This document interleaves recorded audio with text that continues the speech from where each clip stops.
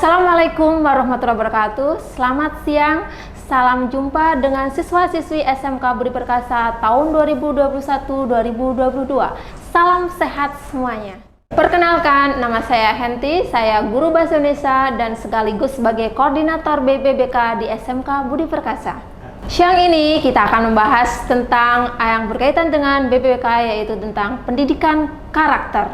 Dan kebetulan siang hari ini saya tidak sendiri karena saya ditemenin oleh rekan-rekan saya yang ada di BPBK juga, ibu-ibu cantik dan solehah. Dan selanjutnya saya mohon teman saya, rekan saya, Miss Ai, untuk memperkenalkan terlebih dahulu. Silakan Miss Ai. Assalamualaikum warahmatullahi wabarakatuh. Selamat siang semuanya siswa dan siswi SMK Budi Perkasa. Selamat bergabung dengan keluarga besar SMK Budi Perkasa. Perkenalkan, nama saya Ai Cahyaningsi. Kebetulan saya di sini mengajar bahasa Inggris dan merangkap sebagai staf BPBK. Dan selanjutnya rekan saya yang satunya yaitu Bunda Ida Zubaida. Saya persilakan Ibu. Assalamualaikum warahmatullahi wabarakatuh. Selamat siang peserta MPLS SMK Budi Perkasa.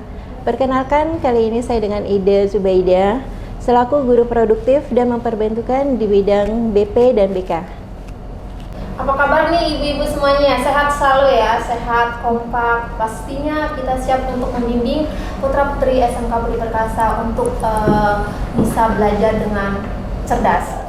Alhamdulillah sehat. Terima kasih Bu Henti. Alhamdulillah, berarti siap ya hari ini kita bahas sesuatu yang Insya Allah. Insya Allah. Insya Allah. Nah, kalau kita bahas tentang pendidikan karakter berarti tidak jauh dengan perilaku dan sikap siswa ya. Nah, sekarang masalahnya gini nih, seperti kita ketahui bahwa saat ini kemungkinan besar siswa masih belajar nanti secara daring atau online, jadi belum tatap muka. Gimana nih menurut teman-teman semuanya? Bagaimana kita mengetahui karakter siswa dan bagaimana kita menyampaikan pendidikan karakter bagi mereka? Untuk mengetahui karakter siswa pada masa pandemik itu, pada masa pandemik seperti ini ya mungkin kita sedikit kesulitan dikarenakan kita tidak tatap muka langsung. Karena kan untuk mengetahui karakter anak seperti apa itu kita butuh ibaratnya ada kontak, ya ada interaksi dengan siswa tersebut. Jadi kemungkinan kita untuk mengetahui karakter siswa itu kita dari interview ketika anak itu bergabung ke SMK Budi Perkasa itu. Sebelum anak bergabung itu ada interview antara interview orang tua dan oleh interview siswa. Mungkin kita bisa ngambil sebagai basic atau sebagai dasar dari karakter siswa tersebut, mungkin bisa kita ngambil dari itu. Terus kita juga bisa menggali informasi bagaimana karakter siswa tersebut melalui wali kelas tersebut. Jadi di masa pandemik seperti ini yang dituntut wali kelas itu harus sangat aktif terhadap pengawasan dan pengontrolan siswa selama pandemik seperti ini. Jadi mungkin untuk mengetahui karakter siswa selama pandemik ini, kita sebagai tim BP, sebagai staf dari BPBK mungkin harus menjalin komunikasi secara intens dengan wali kelas, dan apabila diperlukan kita bisa menjalin komunikasi juga dengan orang tua wali siswa tersebut. Kalau pembelajaran di tatap muka ya, kita bisa interaksi dengan siswa secara langsung. Jadi ketika anak berperilaku atau bersikap tidak sesuai dengan sopan, santun, etika, kita bisa istilahnya nyentil mereka kan, baik dengan lirikan, ucapan, atau mungkin teguran. Nah, jadi terkadang kita itu bisa jadi role modelnya mereka. Jadi lebih untuk pendidikan karakter ketika tatap muka itu sangat mudah kita terapkan. Nah, sekarang kita bisa melakukan penguatan pendidikan karakter ke siswa di musim pandemi itu seperti apa? Kan kita juga tidak tahu ketika siswa itu mengerjakan tugas yang guru sampaikan, mungkin duduknya sambil di atas meja kakinya atau tiduran, belum mandi kan. Itu. Nah, untuk melakukan pendidikan karakter ke siswa di musim pandemi itu seperti apa contohnya mungkin? Dan mungkin kita juga bisa sedikit berbagi pengalaman ya, kita tentunya sebagai guru mata pelajaran juga selama 2 tahun ya, ini udah berjalan 2 tahun ya pandemi, dan tentunya kita juga sampai hafal istilahnya ya, anak itu ketika pandemi tantangan banget sih guru ngumpulin tugas, kadang-kadang gurunya harus ngejar-ngejar dan sebagaimana contoh yang lain. Nah, menurut teman-teman nih, apa saja nih yang kemarin ditemukan 2 tahun kemarin ditemukan selama pelaksanaan kegiatan belajar secara daring, dan contoh-contoh dari kenapa pentingnya karakter itu ditanamkan bagi mereka? Pertanyaannya sangat bagus Bu Hetty. Jadi selama pandemik ini ya, kurang lebih selama 2 tahun ya kita pandemik itu. Jadi kalau dari pengamatan saya, betul-betul karakter anak itu sudah hampir ada, mungkin sebagian orang tua hampir tidak bisa mengontrol anaknya dari kebiasaan anaknya gitu. Jadi dari mulai memanage waktu. Jadi sekarang itu anak malah selama pandemik ini, kalau menurut saya anak itu sekarang diputar. Jadi siang jadi malam, malamnya jadi siang. Jadi pada malam hari mereka beraktivitas, pada siang hari mereka tidur. Jadi karena mungkin dari manage waktunya ya, dari orang tua juga merasa kesulitan dengan itu. Jadi karena kan ya kita tidak bisa berbuat apa-apa, karena kan pembelajaran itu kan dari penggunaan HP juga ya gitu. Jadi anak itu cuman mungkin ini hanya bagaimana pengontrolan dari orang tua saja kalau untuk masalah manage waktu. Jadi bagaimana anak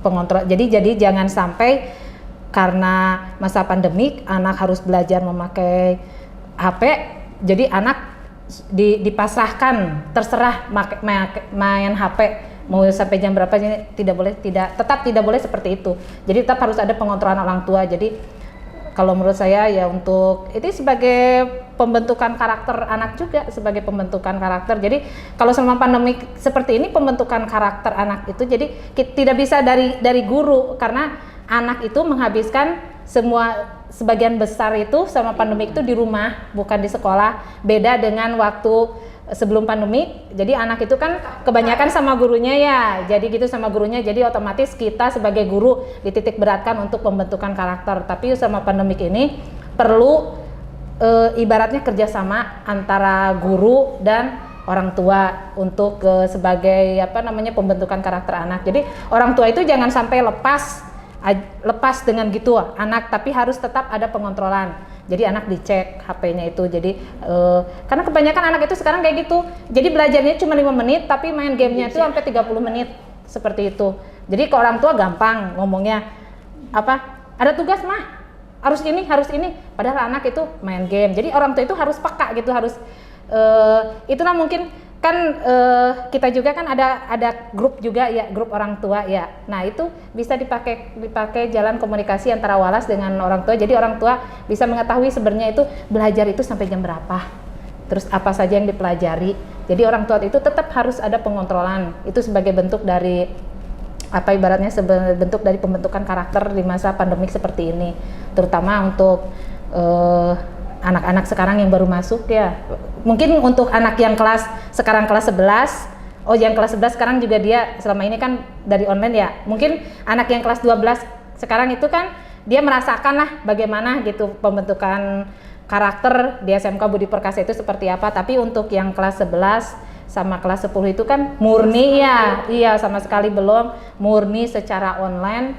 Jadi kita itu ya, jadi betul-betul dibutuhkan kerjasama orang tua dengan wali kelas itu seperti itu. Seperti di awal pembicaraan di awal tadi ya, iya, harus ada keterkaitan antara wali kelas dengan orang tua. Iya, terus siswanya juga, siswa tersebutnya juga harus punya rasa ibaratnya ya, rasa tanggung jawab, karena rasa tanggung jawab terus karena ya mereka itu ya tidak akan ibaratnya ya tidak akan maju karena banyak main game gitu. Jadi mereka itu harus punya tanggung jawab terhadap masa depan mereka gitu. Jadi jangan sampai mereka diperbudak sama game gitu. Karena anak sekarang itu kebanyakan ya gitu, disuruh lagi main game marah sama orang tua. Ibaratnya disuruh sholat marah karena itu main game gak boleh ketinggalan. Malahan kan sampai ada anak yang ibaratnya bohong-bohong orang tua. Iya, minta katanya buat bayaran apa, buat patungan apa, buat kerja kelompok. Padahal itu dibeliin itu Bu, dibeliin apa namanya? Nah, voucher ML apa FF gitu, saya kurang paham. Nah, seperti itu. Banyak itu anak seperti itu Bu. Jadi gitu. itu hal-hal yang mungkin bisa Bu Ai temukan ketika 2 tahun pandemi Iya, ya. betul. Ya, Selama bukan itu. Bu Ai wali kelas ya. Iya, saya kebetulan. Ya, Nah, seperti itu Bu. Keluhan orang tua itu seperti itu. Ada orang tua yang nanya ke saya, Bu, betul nggak Bu? Katanya ada apa namanya patungan untuk ini. Kata saya nggak ada Bu. Nah, ternyata saya tanya anaknya itu, dari anaknya, kalau biasa kalau anak jujur ke wali kelasnya. Saya tanya itu, katanya itu Bu, buat beli apa voucher. Saya kurang paham itu karena saya nggak pernah main kayak gitu. Nah, itu katanya buat beli voucher itu. Seperti itu. Ya, itu intinya perlu peranan guru, wali kelas dan orang tua. dan Tapi titik beratnya ya di orang tua sama di peserta didiknya itu, di Terima anak-anaknya kasih, Bu itu. Ai. Dan sekarang selanjutnya Bu Ida, contoh yang pernah Ibu temukan nih, hal-hal yang ada kaitannya dengan kok siswa jadi gini ya, kok kayaknya kamu nggak sopan ya. Nah, udah tahun Ibu. Nah, mungkin Ibu bisa menemukan ketika Ibu memberikan tugas atau pembelajaran ke siswa secara daring, nah Ibu akhirnya mengerutkan dahi sedikit, kok kayak gini ya. Nah, Ibu bisa mungkin memberikan contoh-contoh sikap atau karakter yang Ibu temukan ketika siswa belajar secara daring. Oke, terima kasih atas pertanyaannya. Gini, saya pernah menemukan beberapa kasus ya. Kebetulan saya juga walas di kelas 11 kemarin, tahun ajaran lalu. Saya pernah menemukan beberapa siswa saya itu yang tidak mengerjakan tugas tapi dengan 1001 alasan karena kondisi pandemi yang mengatasnamakan tidak punya paketan, terus tidak ada HP-nya, HP Android-nya sedang rusak lah, sedang ini, sedang itu gitu. Terus kemudian saya juga pernah menemukan juga ternyata anak itu selalu mengerjakan itu memakai paket malam itu, paket apa namanya? Paket kalong. Iya. Kalong gitu. Jadi anak itu sering kalong ya Bu ya. Iya, lebih murah mungkin. Jadi ya Iya. kalau menemukan kasus seperti ini ya akhirnya saya mau nggak mau minta tolong ke guru mapel yang berada gitu, yang bersangkutan anak saya atas nama ini minta tolong nanti ke tengah malam untuk pengerjaannya gitu, walaupun memang dia saat itu mengerjakan dan mengumpulkan di tengah malam itu. Nah, di situ yang saya menemukan kasusnya itu. Terus yang keduanya saya menemukan kasus juga karena keadaan pandemi ini mempengaruhi juga ke perilaku anak, karena kan selain yang seperti Bu Ai katakan gitu kan, adanya apa sih interaksi antara walas dengan orang tua. Tapi kan ada orang tua yang tidak 100% itu fokus dengan permasalahan pekerja istilahnya sibuk lah gitu. Kemudian saya juga sering menemukan jadi perilaku anak itu yang sedikit tidak sopan, karena kita bisa melihat dari chattingan dia yang ada di situ kan, kita punya grup antar kelas gitu kan. Dia tidak bisa membedakan antara chattingan dengan guru terus dengan teman, dia juga nggak bisa bedakan. Terus dia juga karena seperti yang Bu Ai tadi bilang, siswa sekarang lebih banyak menjadikan pagi itu menjadi malam, malam itu menjadi pagi gitu kan. Jadi dia kadang-kadang menchat gurunya tidak pada waktunya, sementara kan kita pernah bilang chattingan itu paling akhir jam 8. Terkadang murid-murid itu suka chatting di atas jam 8 gitu. Nah, itu lagi berbalik lagi dari kepaketan kalong itu gitu. Jadi ya perilakunya si anak itu saya kira gimana ya? Terus Ibu suka pernah nggak, maaf Ibu ya, saya nggak sebentar, pernah nggak Ibu mungkin memberikan sedikit teguran? Saya kan siswa kan kadang-kadang chat ke wali kelas ya. Kadang-kadang gini sih Bu, saya juga suka ngalamin anak itu suka chat ke guru nggak punya batas waktu. 24 jam. Kan kalau kita biasanya tidak mematikan data kita, HP kita gitu kan. Kadang-kadang jam 12 malam ngechat, dan chatnya kadang-kadang cuma P. parkir. Ya. Jadi nggak ada sopannya gitu kan. Biasanya saya langsung tidak akan membalas kalau seperti itu. Nah, menurut Ibu nih, pernah nggak Ibu memberikan teguran ke mereka, terutama di kan penanaman karakter bisa juga melalui grup WA ya Bu ya? Iya, mungkin benar. biasanya kalau ada temennya yang salah di grup WA-nya, entah itu salah pengucapan atau salah bertanya dan sebagainya, Ibu kan tentu bisa negur langsung ke situ. Jadi siswa yang lainnya pun akhirnya, oh itu salah, oh itu nggak boleh. Nah, Ibu lakukan juga berarti itu seperti itu? Iya, saya lakukan hal itu dan peneguran pada saat misalnya ada siswi saya yang dengan kalimat kata-kata yang kurang bagus gitu, mungkin saya akan menegurnya. Untuk saat itu saya tegur cara penyapaan yang bagus dan baik itu seperti apa. Terus juga saya juga memberi masukan ke dia, itu bukan memberi masukan, memberi wawasan informasi Contoh gitunya misalnya gitu. ya. Kalau misalnya chat guru itu jangan di atas jam 8 karena waktu istirahatnya dia dengan keluarga gitu. Jadi ya kita sebagai guru itu ya harus bisa menerapkan kedisiplinan kepada anak-anak kita, terus juga menerapkan tata bahasa yang baik kalau ngomong dengan guru itu seperti apa gitu. Terus kalau mau ngechat guru itu juga jam berapa, kita lihat waktu sibuknya, waktu dia bercengkrama dengan keluarga gitu.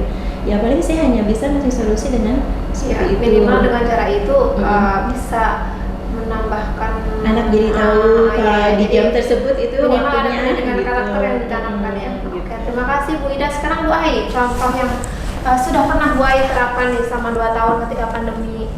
Terus kan misalnya kan ada anak yang nggak salah, terus membenarkan kesalahannya. Nah, lewat apa biasanya Bu Ai? Permasalahan penggunaan bahasa cara chat ke guru itu sangat sering saya temukan, itu terutama di grup siswa. Jadi siswa itu ketika saya bertanya apa, jadi anak itu menjawabnya itu menggunakan bahasanya itu bahasa seperti dia menjawab ke teman. Misalnya kalau saya tanya tentang temannya, kemana si Anu misalnya gitu, anak itu jawabnya kagak tahu Bu. Nah seperti itu.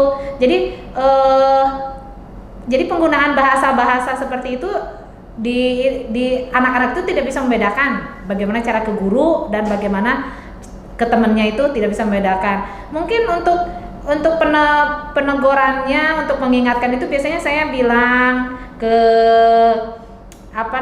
ke siswa di grup itu, saya ingatkan kembali, pergunakan bahasa yang baik dan benar. Penggunakan bahasa baik dan benar karena Anda berbicara dengan guru bukan dengan siswa. Atau enggak, saya biasa seperti ini, pergunakanlah bahasa yang baik dan benar karena di grup ini ada beberapa guru, bukan hanya Anda dan teman-teman. Seperti itu. Tapi ketika anak-anak sudah saya kasih tahu seperti itu, besoknya diulangin lagi, saya peringatin lagi, besoknya masih diulangin, biasanya grupnya saya silent. Jadi hanya admin yang bisa berkomentar. Jadi anak-anak tidak diperbolehkan saya komentar situ, saya matikan. Jadi hanya saya saja yang bisa berkomentar di grup itu. Ya, jadi seperti yang ibu-ibu atau teman-teman tadi sampaikan, intinya di dalam masa pandemi dan belajar secara daring atau online ini tetap perlu adanya penguatan karakter yang harus dilakukan ke siswa. Nah ini terakhir nih ya, saya mau minta tip, kiat, dan pesan mungkin ya bagi siswa-siswa baru khususnya yang lagi MPLS, apa saja pesan dan ataupun kiat yang ada kaitannya dengan pendidikan karakter yang ingin disampaikan Bu Ai dan Bu Ida. Mungkin Bu Ai dulu bisa sampaikan Bu Ai. Silakan Bu Ai. Mungkin untuk anak-anakku peserta MPLS yang sebentar lagi setelah MPLS pasti bergabung dengan keluarga besar SMK Budi Perkasa. Untuk selama pandemik ini, cobalah kalian belajar memanage waktu.